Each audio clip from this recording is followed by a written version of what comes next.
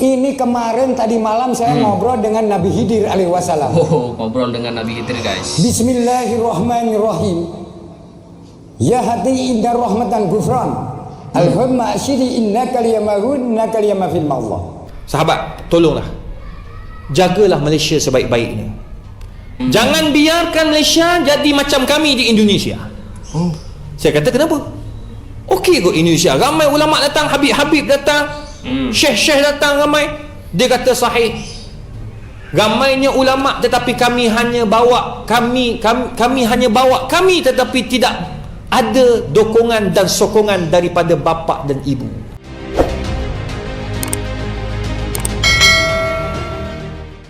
Assalamualaikum warahmatullahi wabarakatuh. Gimana kabarnya kawan-kawanku semuanya? Mudah-mudahan kalian semua senantiasa dalam lindungan Allah Subhanahu wa taala.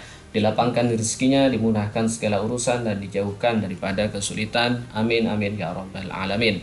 Baik, berbicara tentang keislaman yang ada di Indonesia, maka kita teringat dengan salah satu sosok yang sedang viral di Indonesia nih.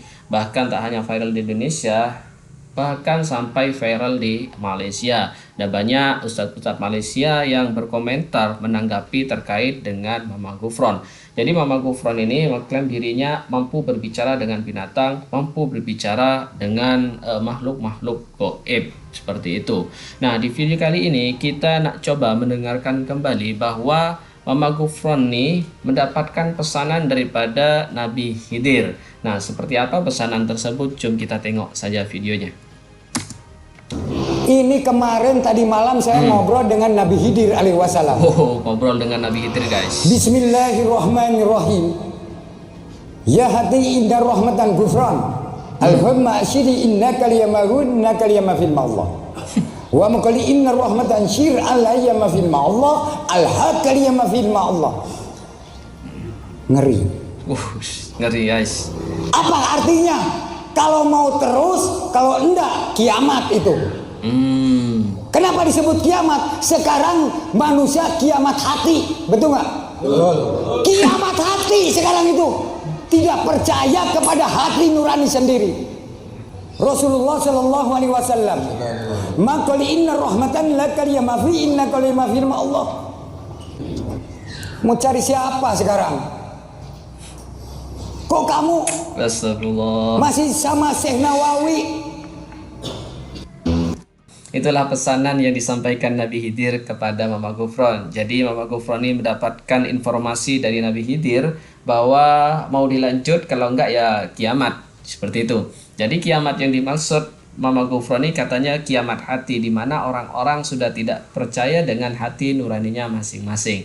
Nah, kalau kita berbicara terkait dengan bahasa yang digunakan oleh Mama Gufron ini, seringkali kita mendengar kata makoli dan fimaullah. Jadi sangat jelas bahwa Mama Gufron di sini benar-benar menggunakan bahasa yang dibuat sendiri dan sesungguhnya tidak memiliki arti begitu. Karena kata makoli dan fimaullah itu diulang-ulang setiap kali dia menggunakan bahasa-bahasanya. Nah, teman-teman semuanya, tidak hanya itu, parahnya di sini Mama Gufron ini berdusta atas Nabi Muhammad SAW. Sudah jelas bahwa Rasulullah itu mengingatkan kepada kita dan memberikan informasi, inna kadziban alayya laisa kadzibin ala ahadin. Jadi sesungguhnya berdusta atas namaku itu tidak sama dengan berdusta terhadap orang lain. Man kadzaba alayya muta'amidan falyatabawwa maq'adahu minan nar. Barang siapa yang berdusta atas namaku, maka bersiap-siaplah ia mendapatkan tempat, mendapatkan kedudukan di neraka. Na'udzubillahi min dzalik. Jadi sangat jelas tadi Mama Gufron di sini menggunakan Rasulullah SAW bersabda, kemudian menggunakan bahasa yang dia buat sendiri. Astagfirullah, ini sudah berdusta ya. Sudah siap-siap nih masuk neraka, teman-teman. Na'udzubillahi min dzalik. Nah, teman-teman semuanya, sekarang pertanyaannya, mengapa sosok Mama Gufron ini di Indonesia tidak mendapatkan teguran, tidak mendapatkan respon dari pihak-pihak yang berwenang? Sudah jelas-jelas Mama Gufron ini di sini mengajarkan ajaran-ajaran yang sudah keluar daripada syariat Islam.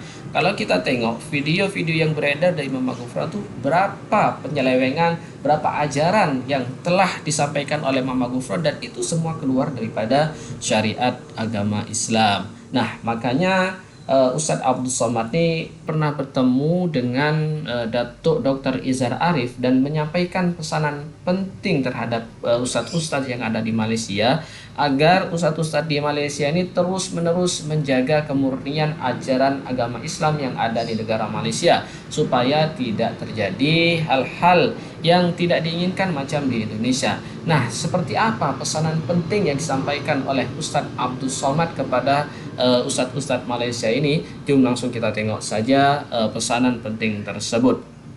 Perempuan, zaman kita ni zaman yang sangat menakutkan. Saya pun sempatlah sembang dengan Ustaz Abdul Somad mengenai isu tadi. Buka airport saya sembang, saya hantar dia sampai ke airport tadi. Banyak benda yang kita sembang, antaranya isu kita ni alhamdulillah tuan-tuan. Dia cakap saya nak balik, dia cakap dia kata, akhi, sahabat, dia cakap bahasa Arab, sahabat, tolonglah jagalah Malaysia sebaik-baiknya. Jangan biarkan Malaysia jadi macam kami di Indonesia. Saya kata, kenapa? Okey kot Indonesia, ramai ulama datang, Habib-Habib datang, Syekh-Syekh datang ramai. Dia kata sahih, ramainya ulama tetapi kami hanya bawa kami tetapi tidak ada dokongan dan sokongan daripada bapa dan ibu. Tak faham saya kata, apa benda Syekh, hantar cakap apa ni?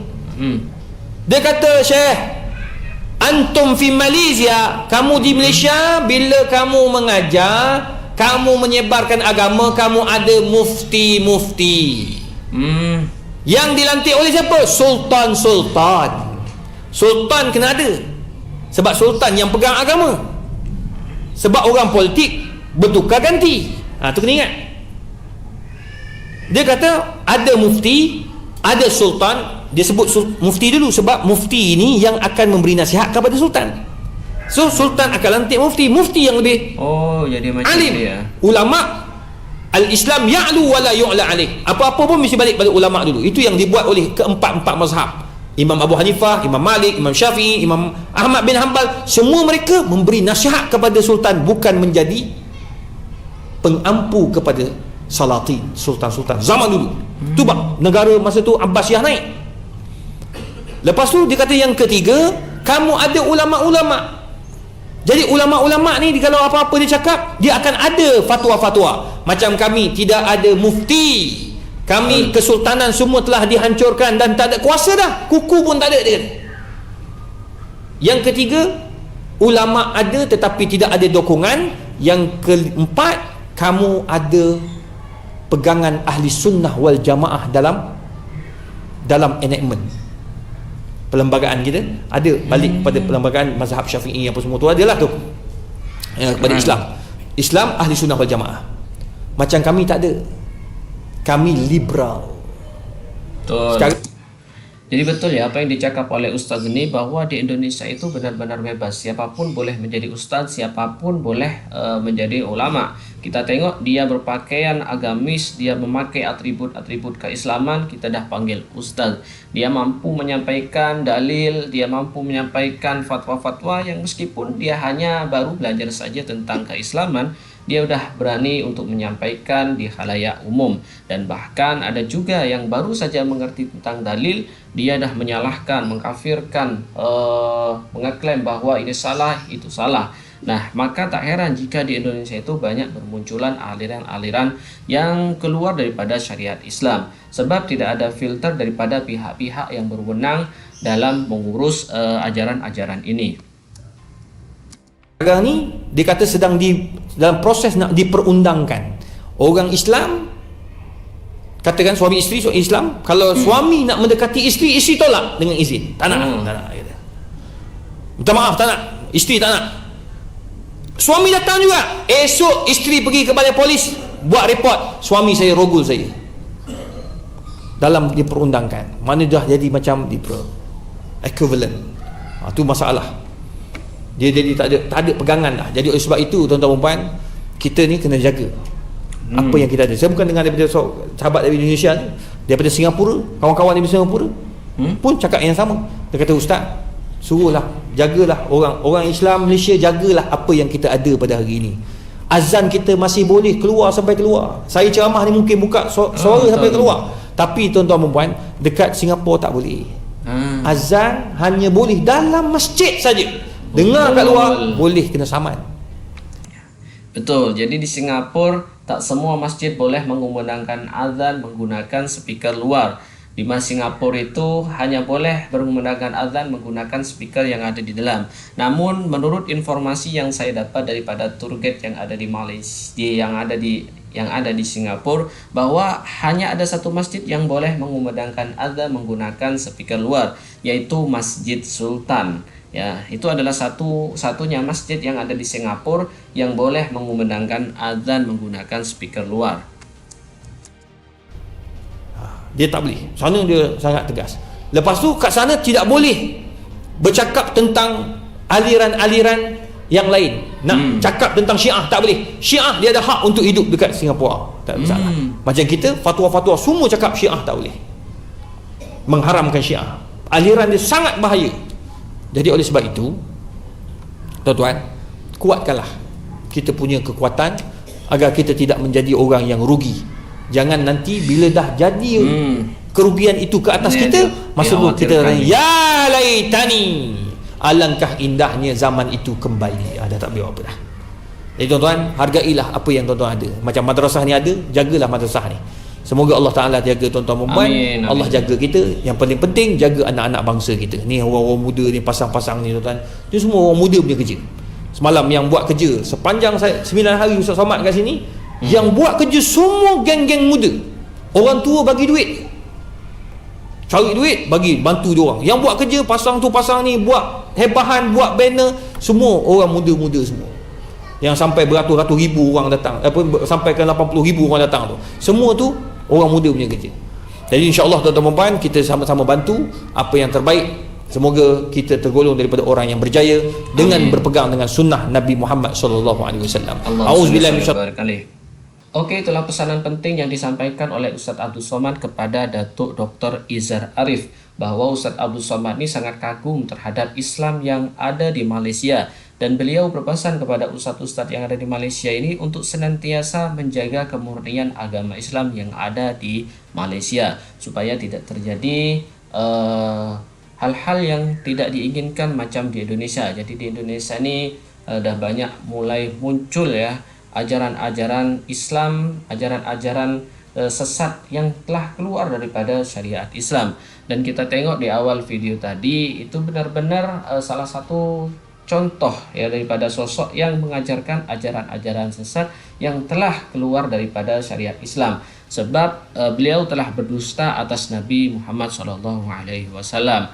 Nah, mudah-mudahan kita dapat mengambillah hikmah, kita dapat mengambil ilmu, kita dapat mengambil pelajaran daripada negara Malaysia, supaya keislaman yang ada di Indonesia ini terus terjaga kemurniannya, tidak masuk di dalam situ ajaran-ajaran yang menyeleweng, ajaran-ajaran sesat, ajaran-ajaran yang keluar daripada syariat Islam. Dan mudah-mudahan kita semua diselamatkan oleh Allah Subhanahu wa taala, selalu diberi hidayah oleh Allah Subhanahu wa taala, diberi istiqomahan dalam menjaga, diberi keistiqomahan dalam menjalankan ibadah kepada Allah Subhanahu wa taala, sehingga nantinya kita semua dikumpulkan oleh Allah di dalam surganya. Amin amin ya rabbal alamin. Oke, cukup sampai di sini dulu, mudah-mudahan bermanfaat. Kurang lebihnya mohon maaf. Hadanallahu wa iyyakum. Wassalamualaikum warahmatullahi wabarakatuh.